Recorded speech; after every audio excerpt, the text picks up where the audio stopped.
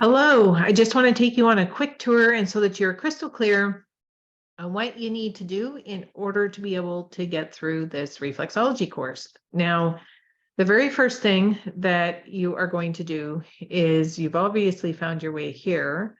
And in the foot course, there is a getting started guide. So in here,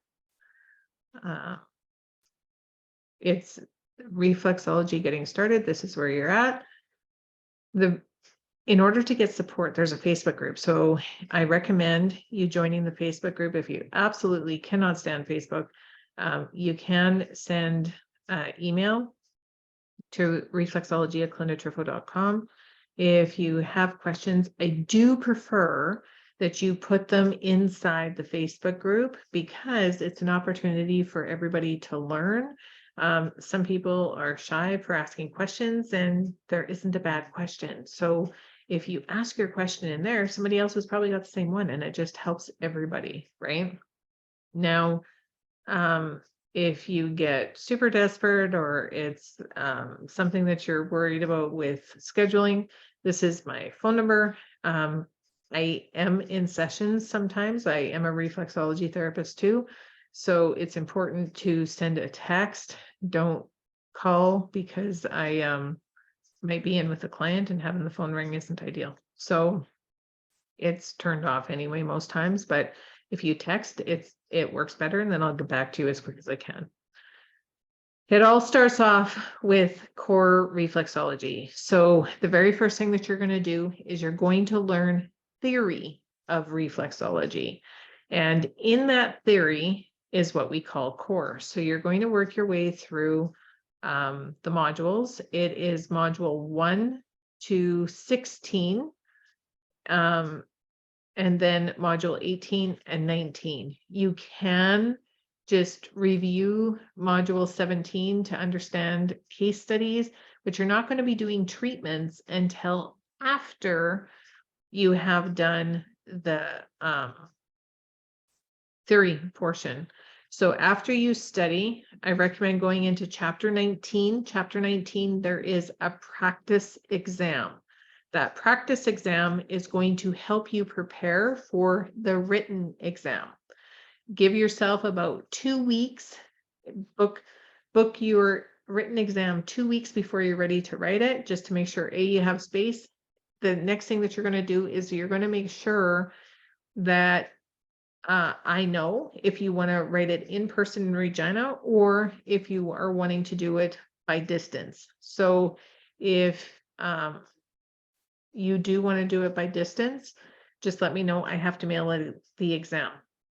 If you want to do the written exam, and so that you are writing it in person at a place closer to you, I have got some practical examiners, I have got some examiners that you can go to that have the written exams scattered throughout the country. So if you want to do an in-person exam, but it is at a different location, just let me know, and I'll find an examiner close to you. There are some listed in this site, but if you need somewhere in a site that, or in a location that I haven't entered, just let me know.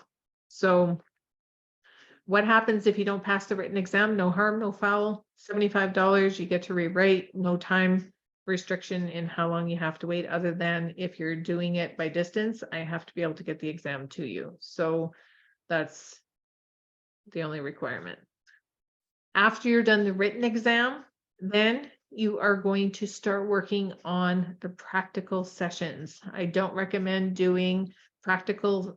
I don't recommend trying to figure out how to do the method at the same time that you're trying to learn the theory. There's a reason why you learn theory first, and then you move into the practical. So with practical, you're going to go through chapter 17 and the training, preferably not more than once before you do the written exam, except for trying to understand how to do the case studies, which is more in chapter 16 anyway. but just to see how the flow goes. You're not actually going to be doing the treatments before you do your written exam, or I don't recommend it. You go through the practical training and then you start doing your practical sessions. Once you are doing the practical sessions, you're going to do 20 before you have to do what we call a mandatory review. So when you do that mandatory review, you're going to make sure that you have your case studies completed, the first 20 case studies. You're going to make sure that you have all of your requirements in order to be able to do a session. And I'm just going to watch you do it. And so that I'm sure that you're following the right protocol, the right sequence, and you're holding yourself right while you're doing these sessions, right? So after I see you actually do a session, these are done live. You are you can do them remotely or in person as well. There's booking links that we will get to in a little bit so that you can understand what it is that you are going to be looking at. And then after you're done your mandatory review, you're going to complete the remainder of your sessions. You have to have 50. So there's 50 practical sessions required in order to become a certified reflexology therapist. Once you finish your 50, it's time to do the practical exam. Again, if you're coming to do a practical exam, I'm in Regina. I've got examiners throughout the country that we can work with, but if you want to do it online, that's okay too, except for if you want to become an RCRT, which is a registered Canadian reflexology therapist, you have to be a member of RAC, and you have to make sure that your practical exam has been done in person, because RAC will not recognize an exam that has been offered online. So you can do everything in the course online. If you want to be an RCRT, which essentially means if you have RCRT status, if somebody has got reflexology covered with their group plans and you issue a receipt, you'll have a number that is required by the group plans in order for them to get reimbursed for their treatments. If that is not a concern, it doesn't matter. But if you want that recognized, you have to do your practical exam in person, and we will figure out how that can get done. Like I said, I've got examiners throughout the country that I can work with, and so that we can find one closest to you. Sound good?